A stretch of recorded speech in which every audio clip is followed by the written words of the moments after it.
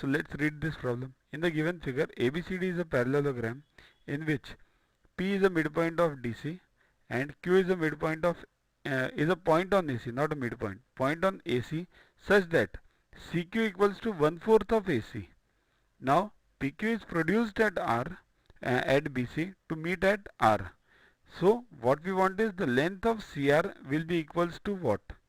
CR. This will be equals to half of RB. Let's prove that. First join DB to cut AC at O, right? Then, so O becomes the midpoint of AC. Why? Because diagonals of a parallelogram bisect each other. Therefore, OC equals to what? Half AC, right? But OQ is what? OQ is what? 1/4 of AC. It's given. See this. CQ is given as 1/4 of AC and OC is given as half of AC. So this is full and this is half now. So CQ will be 1/4. So OQ will be again 1/4. 1/4 plus 1/4 is 1/2. Right? So OQ will be equal to CQ. Right? Therefore Q is the midpoint of OC now. Got it?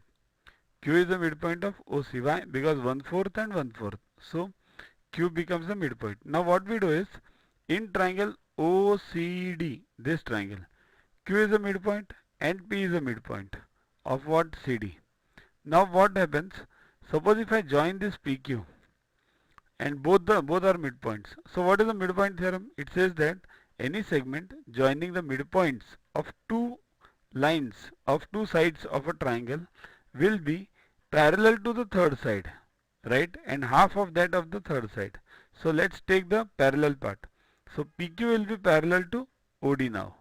But what is done? This PQ is produced at R and OD is same as DB. So PR will be parallel to DB now, right? Same logic, PR is parallel to DB. Now in triangle OCB, this triangle OCB, this QR is parallel to OB. We have just now proven. And Q is a midpoint, right? Here line is parallel and Q is a midpoint. So definitely R will be what? Midpoint. Why? Because converse of midpoint theorem. What does midpoint theorem say? Midpoint theorem says if this line, the segment joining two midpoints will be parallel to the third side. But it can be also taken as a reverse. If a segment is parallel to the third side and if it is passing through one midpoint, then definitely the second point will also be a midpoint. This can also be taken. See, this whole explanation which I have given is stored over here. You can read this, which is darkened. Okay. So that proves what? R is the midpoint of BC. Now if R is the midpoint of BC, therefore CR will be equals to half of BC, right? It should be BC over here. So CR will be equal to half of BC. That's what